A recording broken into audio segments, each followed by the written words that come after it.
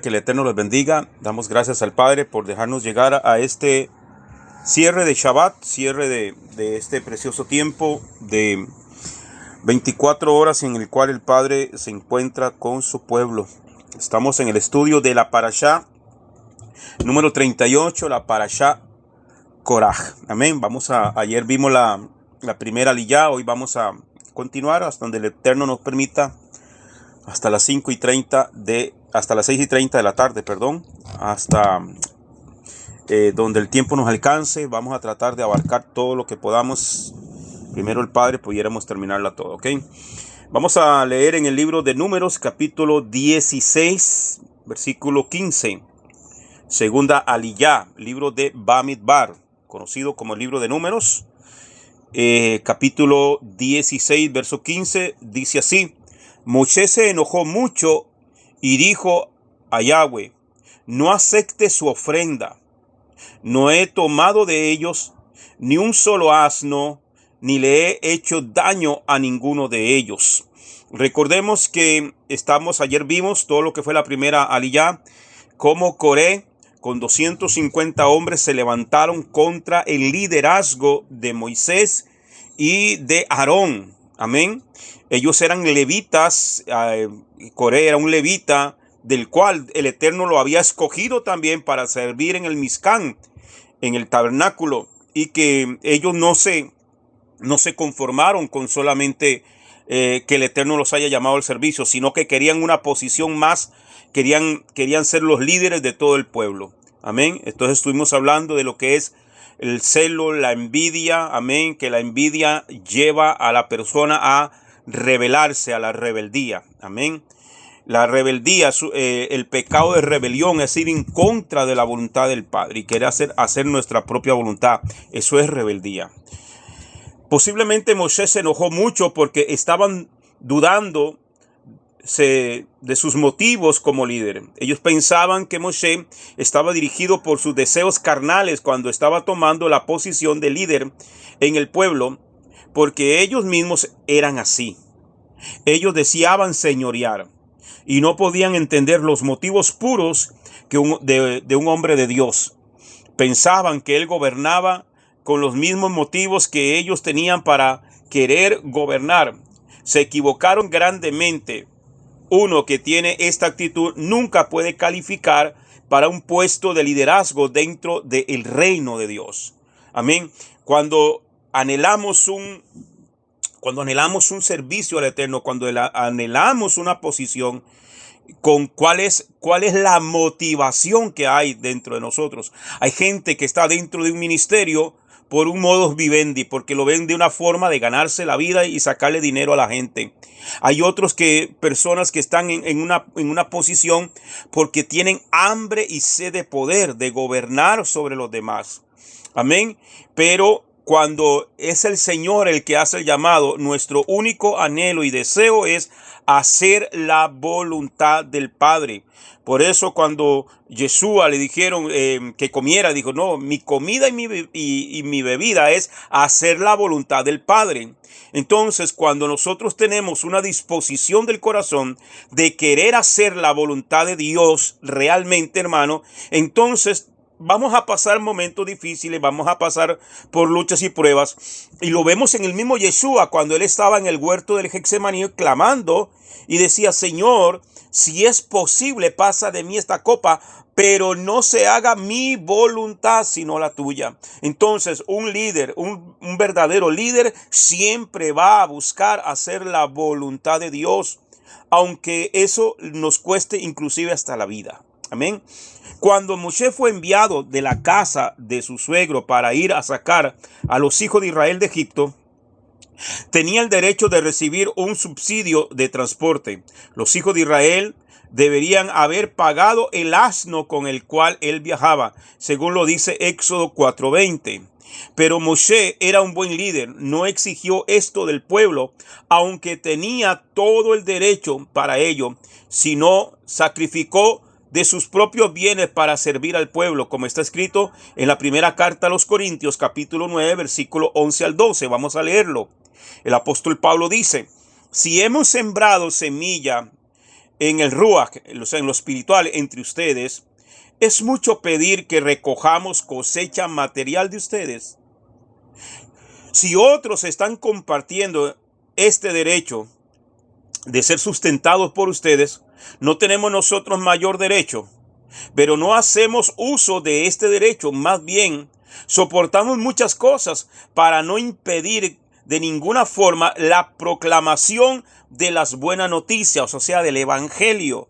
¿Qué estaba diciendo Pablo? Pablo tenía ese corazón que había en Moisés. O sea, el hombre que le sirve a Dios, o la persona que está puesta por Dios en un ministerio, tiene derecho a que se le sustente y se le dé la manutención y todos los gastos que necesita. Pero dice, Moisés no lo pidió. Pablo dice, no lo exijo. Como si hay lugares que lo exigen y hasta te ponen, hermano, bajo condenación y bajo maldición a la persona que no se le da el diezmo, a la persona que no da lo que se le está pidiendo y el aporte, y se sacan mensajes como de hasta que le duela, cuando la Biblia dice todo lo contrario. Pablo dice más bien que Dios bendice al dador alegre, que el que da tiene que darlo con gozo, con alegría, no con tristeza, no con dolor, no por necesidad, no para ser visto. Pablo dice, no he abusado de este derecho. Tengo derecho, porque si sembramos nosotros lo espiritual, tenemos derecho de cegar de ustedes lo material. Amén. Entonces, pero Pablo está diciendo, pero no lo hemos hecho para no poner tropiezo al evangelio, para que todo el mundo escuche el poder de la palabra. Ni le he hecho daño, dice Moisés, ni le he hecho daño a ninguno de ellos. Hermano, qué doloroso es, lo digo por experiencia propia, cuando hay personas que uno, hermano, solo el Eterno sabe las necesidades y las cosas que uno pasa para manteniéndose uno predicando la palabra del Señor. Hay gente que cree que yo soy millonario, hermano, y todo lo contrario. Y cuando hay gente que viene y te acusa, yo he sentido esas acusaciones como las sentía Moisés, y se siente uno devastado cuando a uno le dicen, usted se está haciendo rico, usted se está haciendo millonario, usted se está aprovechando de la gente. Hermano, no lo pueden haber a uno ni siquiera en una bicicleta, que hasta hace poquito me bendijeron con una. Hermano, porque ya es que me estoy aprovechando de la gente. Y ese era el dolor que sentía Moisés. Y por eso Moisés habla con el Eterno. Moisés dice, vuelvo y repito, Números 16:15.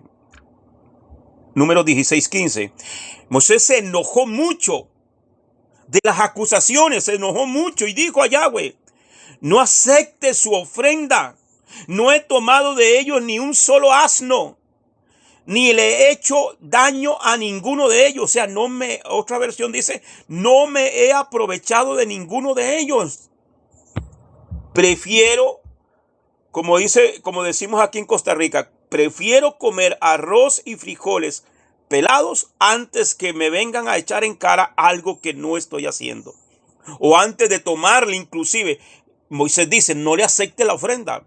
Prefiero que no ofrenden, prefiero que no den una sedacá antes de que se pongan a decir y hablar cosas que no son.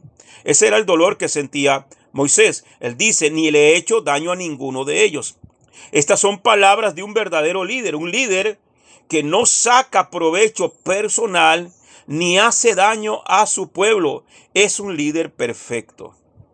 Moshe primero dice que no ha tomado provecho económico de su pueblo, y luego dice que no le ha hecho ningún daño.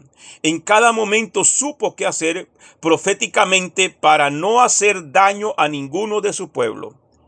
¡Qué ejemplo de líder! Moisés es un ejemplo de líder, hermano. Tanto así que el Mesías iba a ser alguien parecido a Moisés. A un líder le toca estar en situaciones límite en muchas ocasiones. Lo digo por experiencia. En esos momentos es común que uno tiene que elegir entre dos o varias opciones negativas. Si elige una de ellas, pierde por un lado, y si elige la otra, pierde por otro lado. La manera como actúa en esta situación muestra si es un líder o no.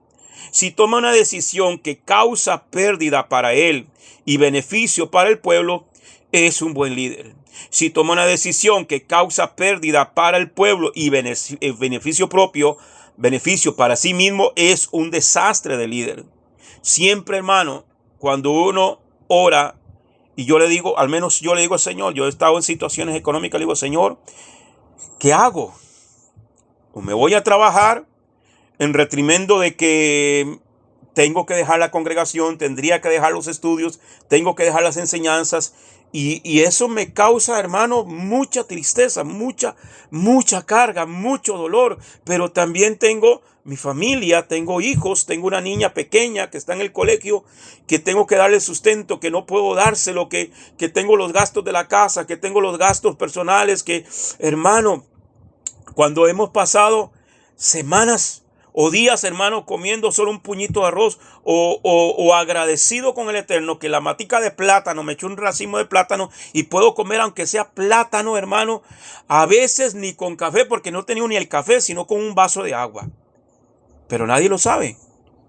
Cuando viene una persona y dice, ese es un sinvergüenza, ese es un ladrón, entonces esas cosas son las que a uno le duelen muchísimo porque uno dice, estoy haciendo un sacrificio para quedarme aquí, para seguir enseñando, para seguir predicando, hermano. Y cuando hay gente que da un peso o cuando da, hermano, una ofrenda, que casi que ofrenda más se llama limosna, como lo llamaban en la iglesia católica, que una ofrenda, hermano, y que le siguen el rastro a esa ofrenda, es sumamente doloroso, es sumamente doloroso.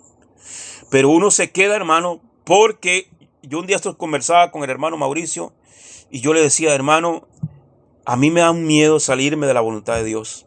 Estoy pasando esto y esto y esto, pero me da temor salirme de la voluntad de Dios, salirme por beneficio propio y me da miedo dejar lo que el Señor me llamó, porque, hermano, tengo 51 años de vida y yo sé a lo que Dios me llamó. Si yo muriese hoy y Dios me permitiese volver a nacer mañana, yo sabría cuál es mi llamado. Si de algo estoy seguro, en mi vida es del llamado. Amén. Y yo sé que Dios me trajo a este mundo para predicar su palabra. Para eso nací yo. Y entonces, hermano, yo digo, si me voy, me salgo de la voluntad de Dios. Y yo le digo, Señor, ayúdame a entender cuál es tu voluntad, qué es lo que tú quieres. Pero si fuera por mi propia decisión, hermano, hace tiempo yo estaría en otro lado. Yo estaría en Europa, hermano. Yo estaría no sé a dónde, hermano. Mucho mejor económicamente. Tendría mi familia no sé cómo, hermano. Y esa es entonces el corazón del líder. El poner en balanza qué es lo que Dios quiere. Qué es lo que el pueblo necesita. Eso, hermano, solamente lo hace un líder. Pero cuando hay un liderazgo que si no tengo lo que tengo me voy, o si no tengo esto, hermano, venimos en contra del pueblo, eso no es un buen líder. Moshe no se aprovechó de su posición de líder y no hizo daño a nadie. Que el Eterno nos dé gracia para ser como Él, con tener ese carácter. En Juan capítulo 10. Versículo 11 en la segunda parte. Vamos a leerlo todo. Dice Juan 10:11. Lo leo del Código Real. Anihu Jaro Jatob, que al español es el buen pastor, su vida expone por las ovejas. Su vida da por las ovejas. El buen pastor. Usted quiere, hermano, saber en la congregación que usted está, si es un buen pastor, aquel que lo entrega absolutamente todo por las ovejas. Yeshua es, hermano, el ejemplo más grande que podemos tener de un buen pastor. Dio su vida, y no solamente de una forma metafórica, sino de una forma literal. Literal dio su vida por sus ovejas. Hermano, eso es lo que necesita. Mire, Ahora le comentaba antes que entráramos todos los que estamos aquí, le comentaba a la hermana Imelda de que no he tenido tiempo, hoy no he tenido tiempo ni siquiera de almorzar. Ni siquiera he tenido tiempo de almorzar. Desde que me levanté en la mañana, que yo me levanto para hacer el shaharit con el hermano Rafi a partir de las 8 de la mañana. Casi los sábados me levanto, tipo 7:30, me baño y me alisto para hacer el shaharit hasta casi el mediodía. Y de ahí me quedo aquí, hermano, a escribir y estaba preparando lo que vamos a ver ahora más tarde en la escuela del ministerio. Hoy no, y se me fue el tiempo, hermano. Se me fue absolutamente el tiempo. No almorcé. Cuando vuelvo a ver el reloj, van a ser las 5 de la tarde. Ya no me dio tiempo de ir a calentar nada ni nada, hermano. Y entonces lo único que hice fue hacerme un café y quedarme aquí. Hermano, ¿por qué razón? Porque tengo una responsabilidad. No es, hermano, el pastor que agarra y llega a la congregación y agarra la Biblia, Tim Marín de Opingüe, a ver qué voy a predicar, o donde caiga el dedito, aquí voy a predicar, sin preparación. No, un líder se prepara el alimento para darle a sus ovejas. Eso es un líder. Eso es un buen pastor. Segunda de Corintios capítulo 7 versículo 2 dice: abrid un lugar para nosotros en vuestros corazones, pues a nadie hemos agraviado, dice el apóstol Pablo. A nadie hemos corrompido.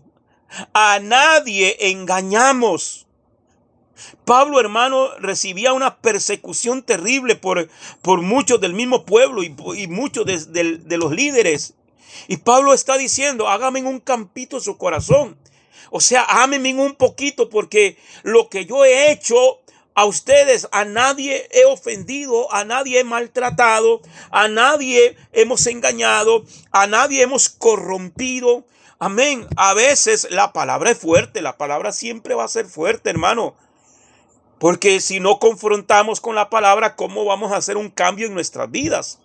Y Pablo dice: a nadie hemos engañado. Este es el testimonio de un líder. Este es el testimonio.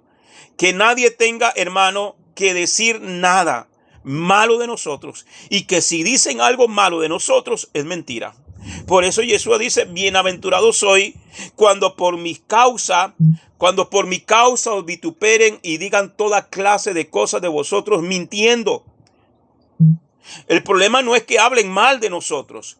El problema es que lo que hablen mal de nosotros sea verdad. Ese es el problema. Pero cuando nosotros hacemos las cosas correctamente, nadie tiene, hermano, autoridad para decir algo de nosotros. ¿Me entiende? Ok. Tercera aliyá. Vamos rápido. A ver si nos alcanza el tiempo. Tercera aliyá. Bamidbar capítulo 16. Vamos a leer versículo 21 y versículo 26. Apartaos de entre esta congregación, para que yo la destruya en un instante. Cuando Moisés va y se presenta al Eterno y le está diciendo todas las cosas, el Señor le habla y le dice que se aparte, y le da la orden a Moisés. Y Moisés va y le habla al pueblo y le dice: apartaos de entre esta congregación para que yo lo destruya en un instante. Y habló a la congregación, versículo 26, y habló a la congregación diciendo: apartaos ahora de las tiendas de estos malvados, y no toquéis nada que les pertenezca, no sea que perezcáis con todo su pecado. Cuando, amados hermanos, nosotros aceptamos dádivas o favores de los rebeldes, nos estamos comprometiendo con ellos. Por eso Moisés dice: ni siquiera un asno les he agarrado, no les he tomado ni siquiera un peso, no les he tomado absolutamente nada, a nadie he engañado. ¿Para qué? Para que no me acusen de que los he engañado, ahí es. Entonces el Señor les dice: apártense de ellos. Moisés va y le dice a la congregación: apártense de los rebeldes. Y hasta el día de hoy el Señor nos sigue diciendo: apartados de los rebeldes. Entonces aquí encontramos el segundo mensaje del sello que está en el fundamento de Dios. apartaos de entre esta congregación, apartaos ahora de las tiendas de estos malvados y no toquéis nada que les pertenezca. Apartaos de las tiendas, dejen de andar visitando a aquellos que solamente son chismosos y rebeldes y andan promoviendo la rebeldía entre el pueblo. El que invoca el nombre de Yahweh tiene que apartarse de la maldad, porque sin santidad nadie verá al Señor, como lo dice la carta a los Hebreos en el capítulo 12, verso 14. Se lo voy a leer de la Torá viviente. Luchen con todos por la shalom, con todo esfuerzo. La otra versión dice: busquen la paz con todos. Tratar de estar bien con todos. Estar en paz.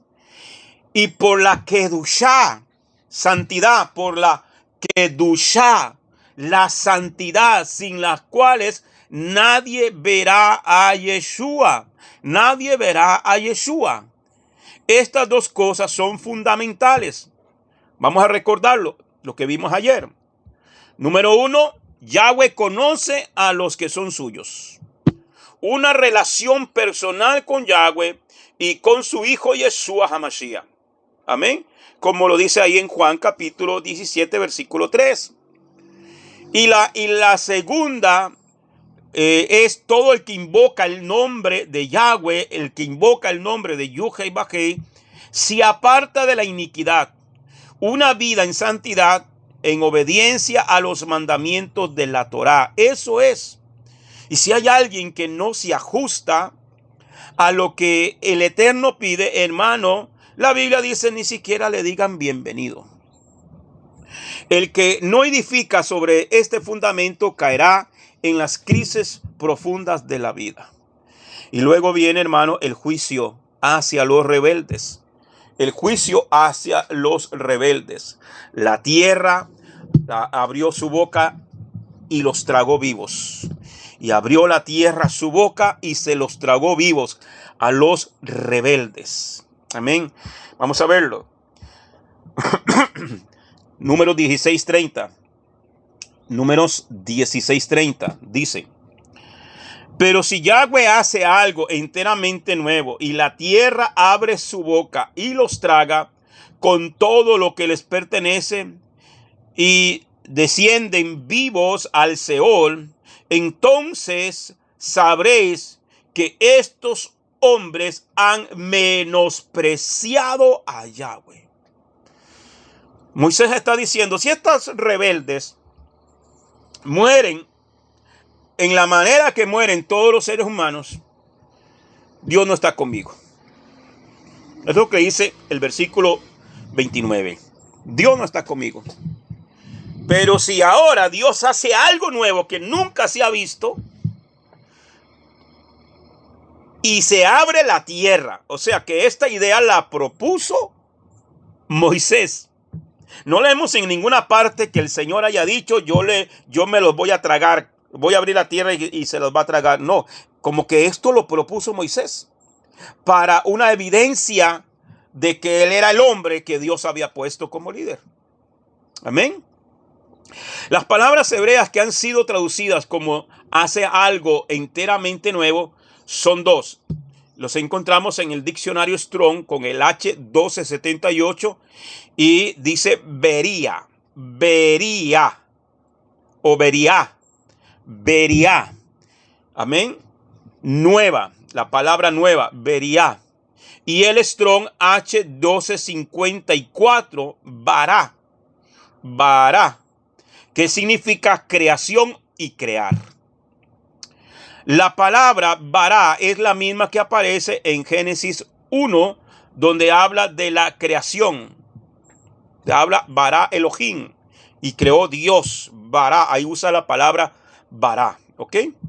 Esto nos enseña que aquí se trata de algo totalmente nuevo desde la creación del mundo. Este fenómeno no se había dado en ninguna otra ocasión anterior. Fue algo totalmente nuevo, algo bará. Amén. Algo completamente nuevo. una creación completamente nueva. Y la tierra se abrió y los hombres descendieron al Seol vivos. Así se mostraron varias cosas. Número uno, cuando se abrió esa tierra se mostraron varias cosas. Número uno, Moshe no había hablado y actuado por sí mismo. Dos, la rebeldía contra un líder manifiesta el menosprecio contra el Eterno. Amén. Número 3, las consecuencias de la rebeldía son desastrosas. O sea que a un rebelde jamás le podrá ir bien. Puede conocer mucha Biblia, puede conocer muchos textos bíblicos, puede tener mucho dinero, puede tener una buena posición, puede tener muchas cosas, pero si es un rebelde, al final le va a ir muy, pero muy, muy mal. Amén. Por eso la escritura dice, hermano, la escritura dice, hay camino que al hombre le parece derecho. Hay camino que al hombre le parece derecho, pero que su fin es camino de muerte. Hay cosas que la gente cree que le va a ir bien. Hay gente que cree que levantándose contra la autoridad que el Eterno ha puesto, le va a ir bien. Hay camino que al hombre le parece derecho. Hay gente que cree que porque lo sigue una gran cantidad de gente es que está bien delante de Dios. No, no siempre, hermano. Ayer lo estuvimos viendo. Amén. Esto no es democracia, esto es teocracia. Aquí no es que el pueblo manda, aquí es lo que el Eterno dice. Y el hombre tiene que ajustarse a lo que el Eterno dice. Amén. Proverbios 14:12 lo dice. Hay camino que al hombre le parece derecho. Su fin es camino de muerte. Entonces, Números 16:32. Y la tierra abrió su boca y se los tragó. ¿Usted se imagina ese espectáculo, hermano? Eso es algo aterrador, aterrador, aterrador. Y para que esa tierra se haya abierto de la manera que se abrió. Yo por eso me conseguí esta imagen. Me impactó muchísimo. Junto con la que puse de portada. Y por ahí tengo otra todavía. Es impresionante. Imagínense, hermano, para el resto del pueblo. Viendo estas consecuencias. Por la rebeldía. Y un rebelde sin arrepentimiento, hermano, su final va a ser muerte. Y la tierra abrió su boca y se los tragó a ellos y a sus casas y a todos los hombres de Coraj, con todos sus bienes, se los tragó con todo y tienda, con todo y enseres, con todo lo que tenían, se los tragó vivos. Entonces el boquete que se abrió era la parte donde estos campamentos estaban ahí instalados, sus tiendas. Se abrió, no solamente ellos cayeron, se lo llevó todo. No queremos nada de los rebeldes. Nada, ni un plato, ni un sartén, nada. Ahora, los hijos de Coré, no fueron tragados por la tierra, según lo estábamos viendo ayer, y lo que dice Números 26:11. Al ver las consecuencias del pecado de su padre, se arrepintieron y fueron salvos. 11 salmos fueron escritos por los hijos de Coré. El Salmo 42:1, Salmo 44:1, Salmo 45:1, Salmo 46:1, Salmo 47:1, Salmo 48:1, Salmo 49:1, Salmo 84:1, Salmo 85:1, Salmo 87:1 y Salmo 88:1. Todos estos los escribieron los hijos de Coré. Eran salmistas, se convirtieron en salmistas, en adoradores del Eterno. Porque anoche lo dije, amados hermanos, que ellos vieron la rebeldía de su padre y ellos prefirieron rebelarse o menospreciar a su padre para unirse a la voluntad perfecta de Dios, al lado correcto. Por eso es que Yeshua dice, el que no dejare padre, madre, y de ahí el resto, hermano, no es digno de mí. Amén. El que no dejare padre, madre y viene en pos de mí, no es digno de mí. Entonces, hermano, usted puede amar a su papá, usted puede respetar a su papá, a su mamá, a su esposa, a sus hijos, hermano, pero no puedes estar de acuerdo en el pecado y en la rebeldía de esta persona. Mamá, te quiero mucho, papá, te quiero mucho, pero no puedo aceptar esta situación. Así nos cueste que nos echen de la casa, o así nos cueste que no nos visiten, o así nos cueste que nos quiten la herencia, lo que sea. Amén. Tenemos que ir por el lado correcto. Números capítulo 16, versículo 41. Dice: pero al día siguiente toda la congregación de los hijos de Israel murmuró contra Moshe y Aarón, diciendo: vosotros sois los que habéis sido la causa de la muerte del pueblo. Mire, todavía quedaba gente que, viendo lo que vieron, aún así culpaban a Moisés. O sea que la contaminación fue grande. Toda la congregación murmuró. Y así fue desatado el ángel de la muerte, como está escrito en 1 Corintios 10:10. 1 Corintios 10:10 dice: y no murmuremos como algunos de ellos hicieron, y fueron destruidos por el ángel destructor, y hubo otro poco de muertos. Esto nos enseña que la shon hara es la lengua mala, el hablar mal. La mala lengua desata poderes dañinos. Si hay algo que daña, hermano, la vida de una persona, es la shon hara, la lengua mala, la murmuración, la crítica, el chisme y todo lo que tiene que ver con la shon hara. ¿Ok? Entonces, el ángel de justo tiene derecho legal para obrar donde hay murmuración. Aprendamos a no murmurar para que no nos dañe el ángel destructor. La rebeldía pasó a toda la congregación. No tenían temor de rebelarse, aunque habían visto los resultados de la rebeldía de Coré. Cuando la tierra abrió su boca, porque tenían ya en su interior una sentencia de muerte, ya se sentían perdidos. Yahweh les había dicho que iban a morir en el desierto, y por eso no tenían nada que perder. Recuerden que cuando los 10 espías que dijeron que no se podía conquistar la tierra, hablaron mal de la tierra que el Eterno les iba a dar, y el pueblo se rebeló. Bueno, ya el Señor le dijo: bueno, esta generación no va a entrar. Ya ellos tenían una sentencia de muerte, sea como si iban a morir en el desierto. Una persona que no se siente perdida, que no se siente perdida, teme perder su vida. Pero una persona que ya se siente marcada como rechazada y perdida, no le importa usar medios y métodos autodestructibles. El que tiene un complejo de rechazo o se siente perdido en el sentido de haber perdido el valor como persona, es peligroso para los demás. No le importa dañar a los demás, para él da lo mismo. Eso lo vemos, hermano, por ejemplo, en países como en Estados Unidos y otros países donde tienen la pena capital, la pena de muerte, a ciertos criminales, sobre todo, hermano, personas muy malas, y los sentencian a muerte, y ellos, ya sea por inyección letal o por la silla eléctrica, no muestran arrepentimiento. Ya ellos están, y más bien ofenden y maldicen y dicen de todo, y mueren maldiciendo a sus ejecutores, o a las personas o a las familias a las cuales se les hizo daño.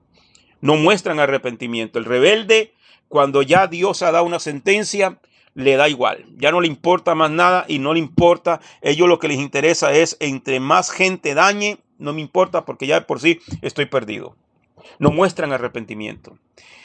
Entonces, la mejor manera de sanar una persona criminal es devolverle el valor como ser humano para que se sienta valioso. Hay dos clases de rebeldías. Número 1, la rebeldía oculta.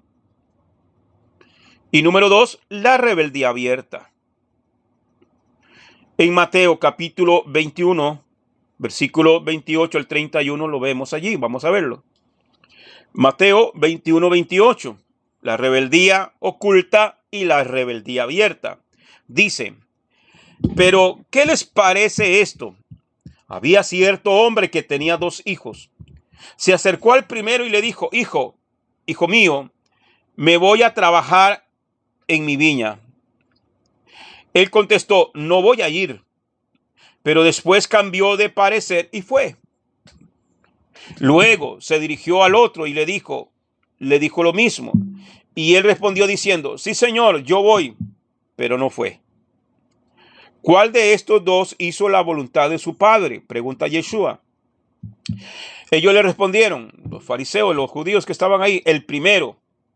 Y Yeshua les dijo, en verdad les digo que los transgresores y las prostitutas entran antes que ustedes en el reino del Todopoderoso. En esta parábola de nuestro maestro Yeshua tenemos un ejemplo de los 2 tipos de rebeldía. El que dice y no hace es rebelde. Hay gente que le dicen amén a todo. Usted los corrige y le dice, amén, pastor. Sí, tiene razón. Amén, pastor. Pero hasta ahí. No hacen ticún, no hacen corrección, no hacen cambio en su vida. Siguen en lo mismo. Esa persona está manifestando una rebeldía oculta. Dicen amén, dicen aleluya, dicen gloria a Dios, qué buen mensaje, aleluya, qué bendición. Pero hasta ahí. Siguen en su mismo rumbo. Y no hace la voluntad del Padre. El que tiene rebeldía abierta la manifiesta con palabras y hechos. Pero en este caso vemos cómo hubo arrepentimiento en el hijo que tenía rebeldía abierta y en el otro no. La pereza es una forma engañosa de rebeldía oculta. Cuando nos da pereza conectarnos o asistir a la congregación y a veces ponemos, hermano, otras cosas por encima de eso, es una rebeldía oculta. ¿Cuál es tu prioridad? Cuando, hermano, decidimos tomar el Shabbat para hacer otras cosas, es rebeldía oculta. Cuando hacemos cosas, hermano, que van en contra de la voluntad del Eterno, y podemos decir aleluya, podemos decir gloria a Dios, conocemos el mandamiento, conocemos las cosas, pero todavía, hermano, seguimos haciendo las cosas. Dimos la enseñanza, por ejemplo, si uno da la enseñanza del kashrut, de las comidas inmundas y las comidas kosher, y la gente dice, uy, hermano, gloria a Dios, qué bendición, yo no sabía eso, pero se siguen metiendo todavía su cerdito, su chuleta, su tocino, y siguen comiendo camarones y siguen comiendo cosas. Eso se llama rebeldía oculta. Pero cuando hay gente, hermano, no, eso, hermano, no, jamás, como yo no voy a dejar de comer esto. Pero luego analiza el mensaje y vaya a escudriña lo que se les ha entregado y dice, no, sí, es verdad. Mejor tengo que hacer esto a un lado. Entonces, ¿quién tiene más oportunidad de arrepentirse? Pues aquel, hermano, que aunque de primero rechazó y luego se arrepintió, ese tiene más posibilidades de salvación que aquel que le dice amén a todo, pero no hace ticún, no hace corrección, no hace cambios y sigue haciendo lo que le da, como dicen popularmente, lo que le da la gana. Amén. La rebeldía abierta que había en el pueblo desató una plaga tan fuerte que la intercesión de Moisés no podía detenerla como las otras veces. Lo único que podía detener la plaga en el pueblo fue que el hombre que representaba al pueblo estuviera dispuesto a morir en lugar del pueblo. Tremendo. Cuando Moisés se humilla delante del Eterno y le dice, mejor quítame la vida, Dios detiene la plaga. Cuando vemos, por ejemplo, en el caso de de David. David cometió un pecado que censó al pueblo y eso trajo, hermano, el ángel destructor y hubo una, creo que fueron como 35,000 hombres, ahorita no recuerdo exactamente. Y el Señor, y David oró al Señor y le dijo: Señor, quítame la vida, no al pueblo. Yo soy el que ha pecado. Basta ya, quítame la vida a mí. Eso está en el primer libro de Reyes, capítulo 19. Quítame la vida. ¡Pum! Se detuvo. ¿Por qué? Porque el líder expone su vida por las ovejas. Cuarta lilla. Voy rápido, amados. Voy rápido aquí. Cuarta lilla. Número 16:46. Y Moshe dijo a Aarón: toma tu inciensario y pon en el fuego del altar y echa incienso en él y tráelo. Entonces pronto a la congregación y hace expiación por ellos, porque la ira ha salido de parte de Yahweh, la plaga ha comenzado. Esto nos enseña que la única manera de parar la plaga fue que el máximo representante del pueblo estuviera dispuesto a dar su vida en lugar del pueblo. El sumo sacerdote Aarón, figura de Yeshua HaMashiach, tomó fuego del altar, símbolo de la entrega total, e incienso, símbolo de intercesión. ¿Qué simboliza el incienso? Las oraciones, la intercesión. Y corrió al pueblo donde estaba la plaga y arriesgando así su vida. Parece que la plaga empezó en los bordes del campamento, entre los que estaban más lejos del Eterno, y cuando Aarón se enfrenta con la muerte, cesa la plaga. Número 16, 47 al 48. Aarón lo tomó como Moshe le había dicho y corrió hacia el medio de la asamblea. Pues he aquí que la plaga ya había comenzado entre el pueblo, y echó el incienso e hizo expiación por el pueblo. Y se colocó entre los muertos y los vivos. Y la plaga se detuvo. Se paró en medio, donde estaban los muertos y donde todavía estaban los vivos. Hizo la intercesión delante del Eterno y el Eterno detuvo la plaga. Si no se hubiera detenido la plaga, Aarón hubiera muerto. Esto nos enseña que él estaba dispuesto a dar su vida para salvar al pueblo. El ángel destructor no pudo seguir matando porque Aarón estaba allí impidiéndoselo. De una manera similar, Yeshua HaMashiach dio su vida como un sacrificio en el altar y como un incienso para que la plaga sobre Israel y las naciones se detuviera. Por medio de su sacrificio estamos vivos todos aquí hoy. Número 16, 49. Y los que murieron a causa de la plaga fueron 14,700. Oiga bien, 14,700, sin contar los que murieron por la causa de Coré. Hubieron dos grandes cantidades de muertos. Los que se murieron con Coré, los que descendieron, se los tragó la tierra, y estos que mató el ángel destructor, que fueron 14,700. Wow. 14,700 personas fueron matadas por un solo ángel, y eso que mandó solo uno. ¿Se imagina que hubiera mandado 2 o 3? En un solo instante. De esto aprendemos cuánto poder tiene un solo ángel. Al hacer un cálculo aproximado, llegamos a la conclusión de que el ángel podía haber matado entre 25 a 40 personas por segundo. Qué poderosos son los ángeles, ¿no? Quinta aliyá, números 17, 2 al 5 dice: habla a los hijos de Israel y toma de ellos una vara por cada una de las casas paternas, 12 varas de todos los jefes conforme a sus casas paternas, y escribirás el nombre de cada uno en su vara.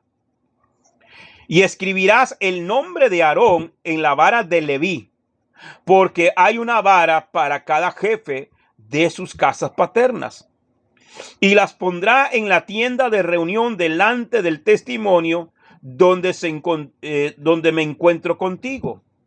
Y acontecerá que la vara del hombre que yo escoja retoñará. Así disminuiré de sobre ti las quejas de los hijos de Israel que murmuran contra vosotros. ¿Qué es lo que estaba pasando? Después de que se detiene la muerte de estos 14,700, el Señor le dice a Moisés, recoge la vara de cada uno, el bastón. Cada uno tenía una vara. Un día vamos a dar un estudio qué es la vara, qué representaba esa vara, por qué era tan importante. Amén.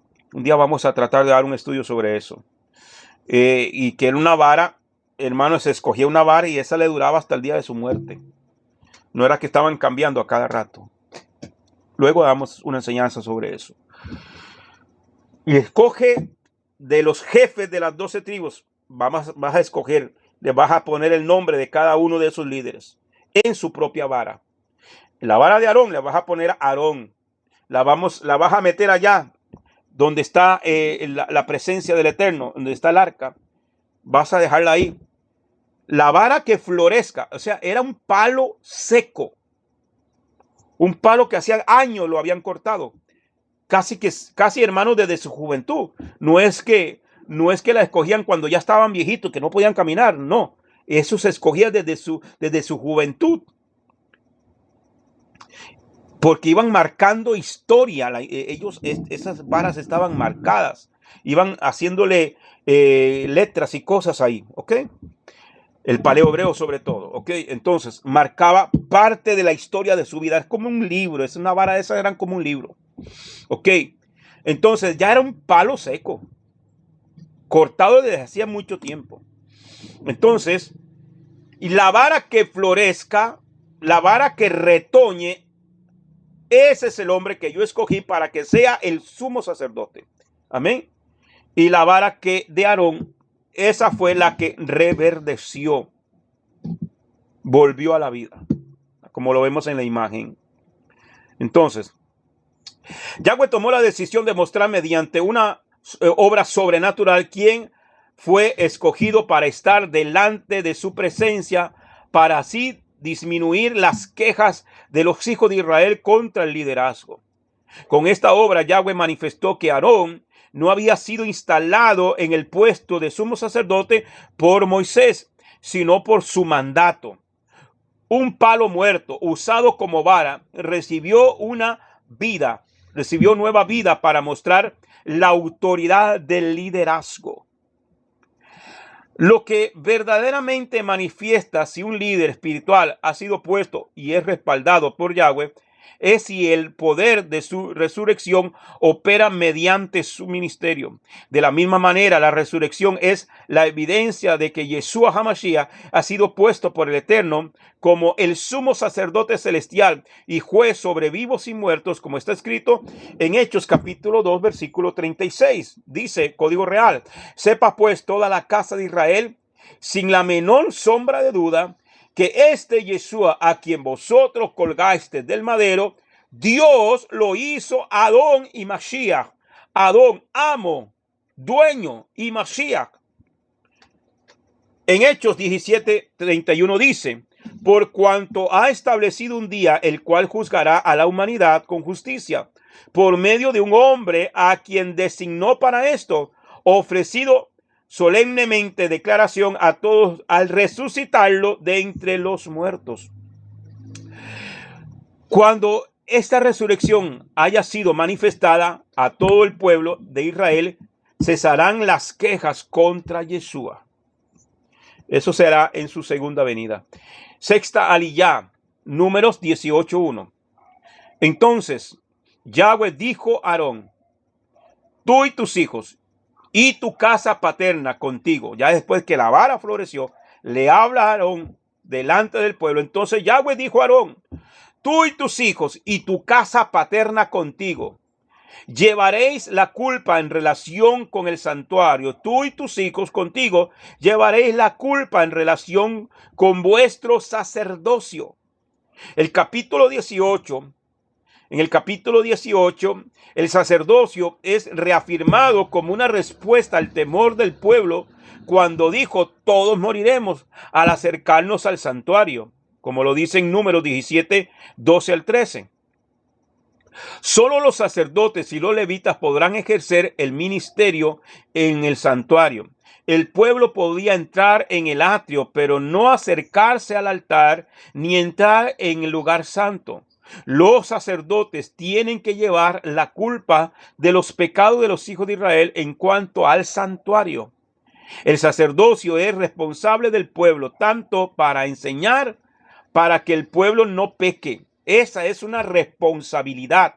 El que ha sido ha sido llamado al ministerio, tiene la responsabilidad de enseñar correctamente, porque si no, amados hermanos, usted lleva culpa. Amén. El sacerdocio es responsable del pueblo, tanto para enseñar para que el pueblo no peque, como para expiar cuando el pueblo peque.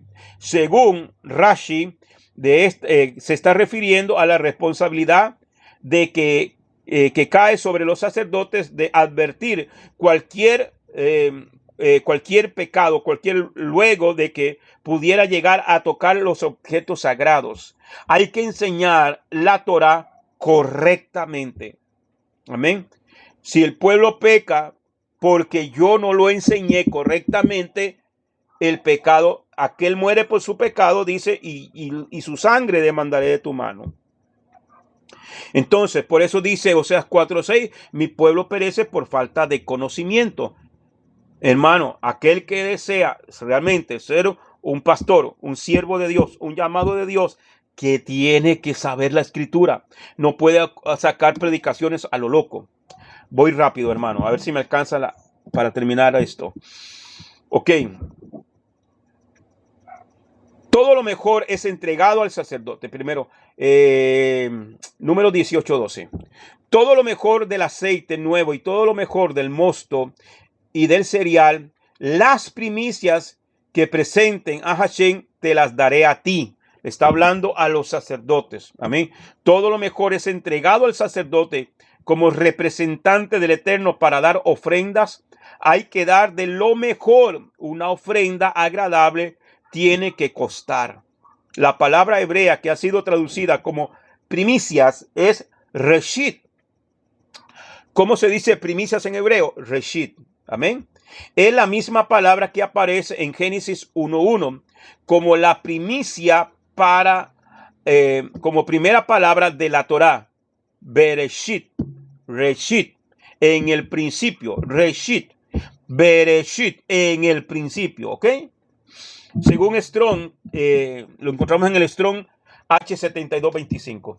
Las primicias de toda la creación. ¿Cómo se llama el primer libro de la Biblia? El primer libro de la Biblia en hebreo se llama Bereshit, el que le pusieron Génesis, ¿verdad? Que no es lo mismo. Entonces, las primicias de toda la creación. Juan 1, capítulo 1, versículo 1 al 3, primera de Juan 1:1, Colosenses 1:15 al 16 y Apocalipsis 3:14. Usted lo lee en su casa. Números 18:13. Los primeros frutos maduros de todos los que hay en su tierra que traigan a Yahweh serán tuyos. Todo el que esté limpio en tu casa podrá comer de ellos. La palabra hebrea que ha sido traducida como primeros frutos es bikurim. Los primeros frutos, bikurim, el bikur, amén, el primer fruto. Esos también se lo entregaban a los sacerdotes. En 1 de Corintios 11:25 se le presentaba al Eterno, pero el sacerdote era el que los tomaba y comía de ellos. En 1 de Corintios 15:20 está escrito: mas ahora el Mashiach ha resucitado de entre los muertos como primicia, como bikurim, como bikur, como primicia de los que murieron. Bikur, primicia, bikurim, primicias, ¿ok? Entonces, aquí se habla de la resurrección de Yeshua como primicias, aludiendo al bikurim de los productos de la tierra de Israel. Esto nos enseña que por medio de la resurrección de Yeshua se entregó como una ofrenda al Padre y a los hombres. Números 18:14. Toda cosa dedicada en Israel será tuya.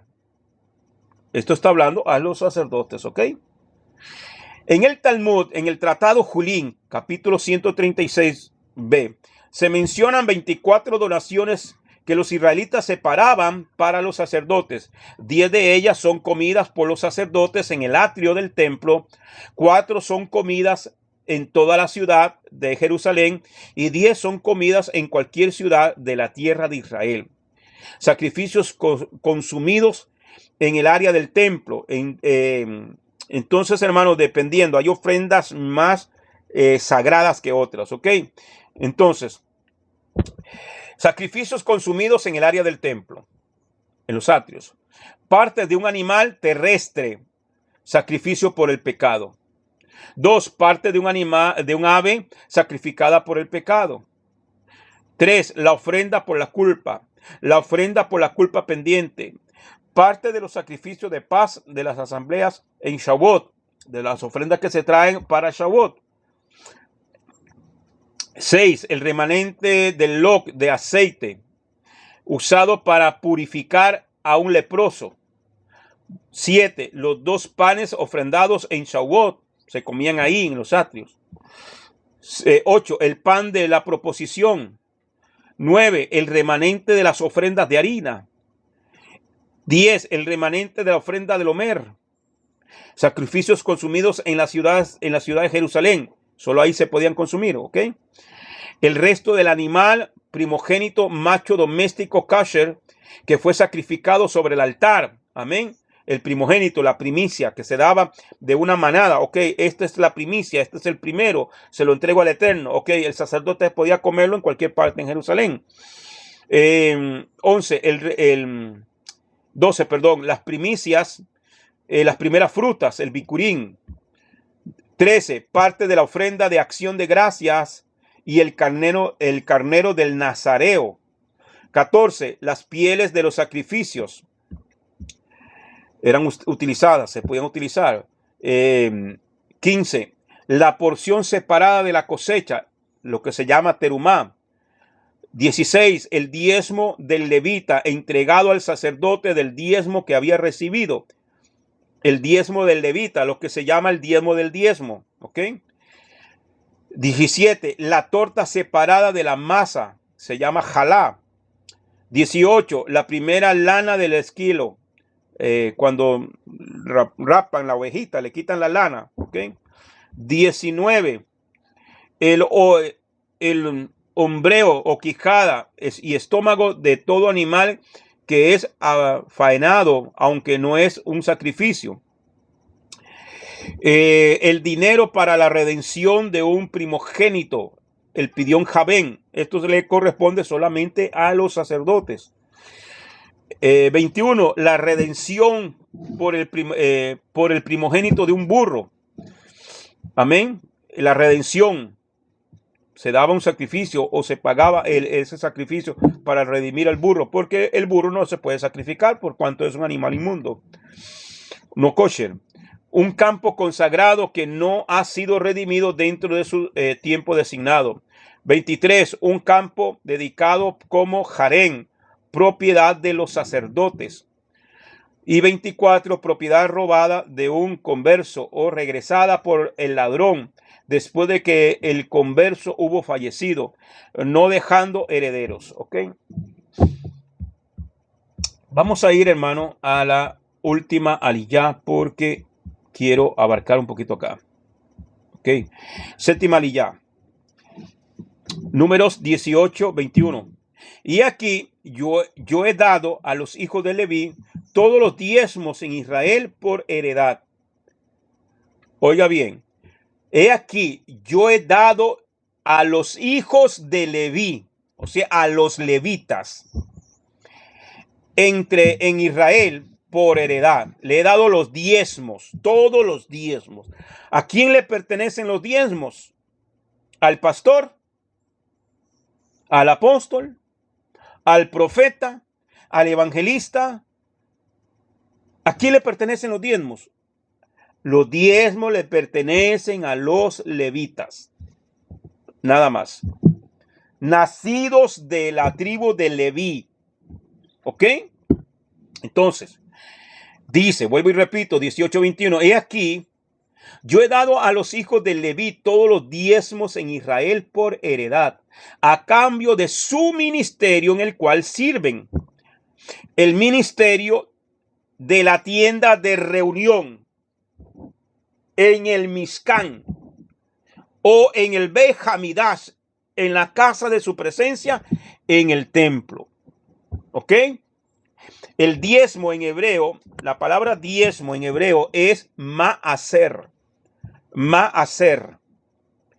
Lo encontramos en el Strong con el 4643. No sé si me equivoqué ahí, pero luego lo verifico. ¿Qué significa décima parte? Significa décima parte. Ma'aser, décima parte, diezmo. Eso es lo que significa ma'aser.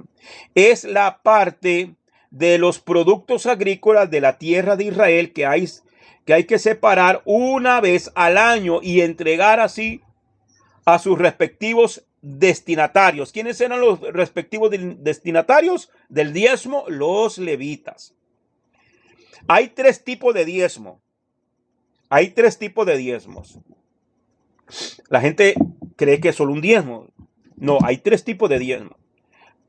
El primero se llama Maser Rishon. Maser Rishon. 2. Maser Sheni. Y 3. Maser Ani. El Maser Ani es el diezmo de los pobres. ¿Ok? Vamos a verlos. Ok, entonces, cuando se daban los productos, en primer lugar se separaba la terumá. La terumá. La terumá es lo que se llama la porción separada, que se entrega directamente al sacerdote. La cantidad oscila entre 1. a 2.5% o 1.60 o del producto, sobre todo del grano y todo esto, y aceites y todo esto. Eso va directamente al sacerdote. ¿Quiénes son los sacerdotes? Los descendientes de Aarón. ¿Ok? Luego de eso, en segundo lugar, se separa el primer diezmo, el Maser Rishon, que es el 10% de lo que queda del producto y se entrega al levita. Ok, primero se le daba a los descendientes de Aarón, al sumo sacerdote, amén. Se daban esas partes y se le entregaba. Del resto me tocaba sacar el 10% que se lo entrego al levita. ¿Ok? En segundo lugar, se separa el diezmo, ok, el Maser Rishon, ya lo expliqué. El levita, a su vez, ok, yo le entregaba eso al levita y el levita, a su vez, separaba el diezmo de lo que recibe, que se llama terumá maser, o sea, el diezmo del diezmo. Y lo entrega al sacerdote, ok, el levita tenía que sacar. Si yo era un levita y usted me daba el diezmo a mí me corresponde sacar el diezmo de ese diezmo y entregarlo como un terumá maser al sacerdote. ¿Ok? Entonces, aquí todos daban parejo. En tercer lugar, se separaba el segundo diezmo, Maser Sheni. El Maser Sheni, el cual es entregado a los pobres. Perdón, el Maser Sheni, perdón, me brinqué aquí. En tercer lugar, se separa el segundo diezmo, el Maser Sheni, que es el 10% de lo que queda del producto y lo lleva a Jerusalén para ser comido allí. Esto se hace el primero y segundo y cuarto y quinto años del ciclo agrícola de 7 años. O sea, ese segundo diezmo se separaba el primer año, el segundo año, el cuarto año, no el tercero, sino el cuarto año y el quinto año agrícola. Eso lo vemos en Deuteronomios 14, 22 al 26. Y en tercero y sexto año, en el tercero y sexto año, en lugar de Maser Sheni, se separa el Maser Ani. El Maser Ani, el cual es entregado a los pobres. O sea que el diezmo de los pobres se daba cada 3 años. En el tercer año y en el sexto año. Cada 3 años se daba el diezmo de los pobres. ¿Ok? Y ese diezmo de los pobres será entregado a las viudas, a los huérfanos y a los extranjeros para ayudarlos.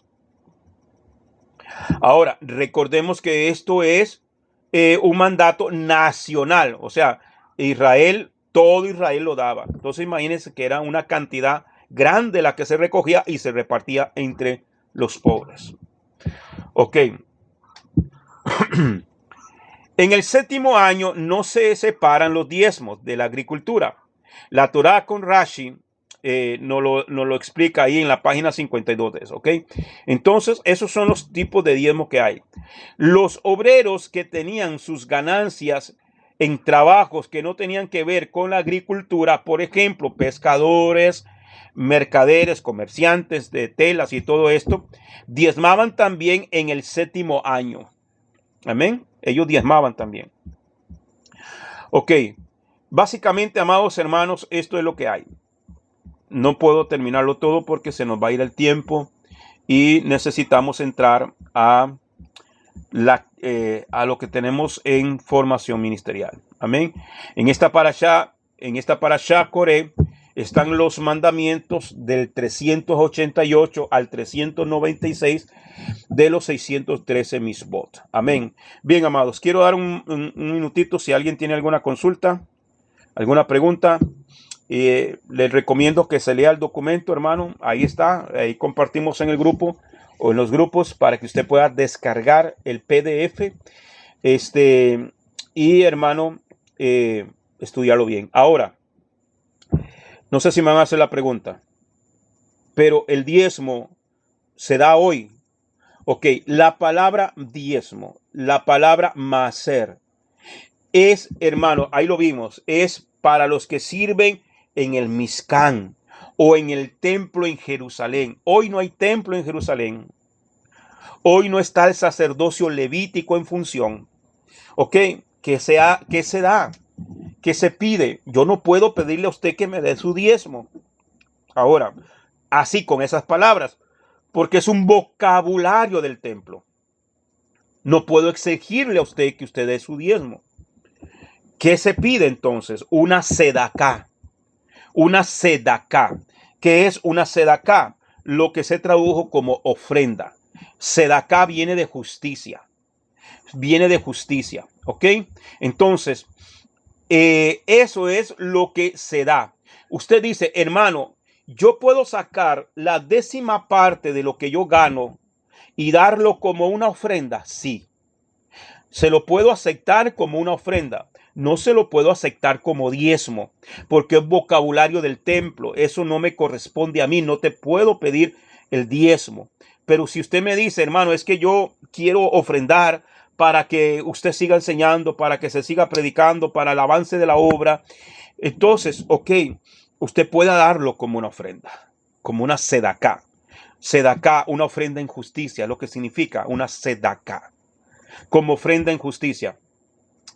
Porque no quiero, hermano, porque a veces cuando uno enseña que no se debe dar el diezmo, la gente dice, no hay que dar nada. Entonces que el pastor coma rebanadas de aire. Y no, hermano, no sirve, no funciona así. Ahora, eso lo hemos enseñado ya en otras ocasiones, pero en beneficio de los nuevos es importante que lo aclare. Amén, porque yo sé que hay personas nuevas y hay hermanos que están en otros grupos que están escuchando estas enseñanzas. Tenemos un grupo también de Alemania que están escuchando estas enseñanzas. Así que en beneficio a ellos, hermanos, sí hay que dar. O sea, el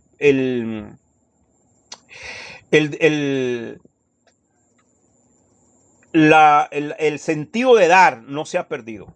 Amén. Pablo dice en la carta a los Gálatas que el que es instruido en la palabra haga partícipe de toda cosa buena aquel que lo instruye. Aquel que lo instruye. Amén. Pero hay que ver a quién me está instruyendo, qué es lo que me está enseñando. Si la enseñanza está de acorde a lo que dice la Torá, no a la doctrina de los hombres. Eso es un peligro. Porque si yo estoy dándole una ofrenda a alguien que está enseñando algo contrario a lo que dice la Torá, entonces yo estoy haciendo partícipe, me estoy haciendo partícipe de alguien que está destruyendo, hermano, las vidas y las almas. Entonces hay que tener cuidado con eso. Amén. Bien, dicho esto, hermano, entonces ya nos quedan unos cuantos minutitos para entrar a la clase de formación ministerial. Pregunta, comentario, de los que quedamos aquí ahorita.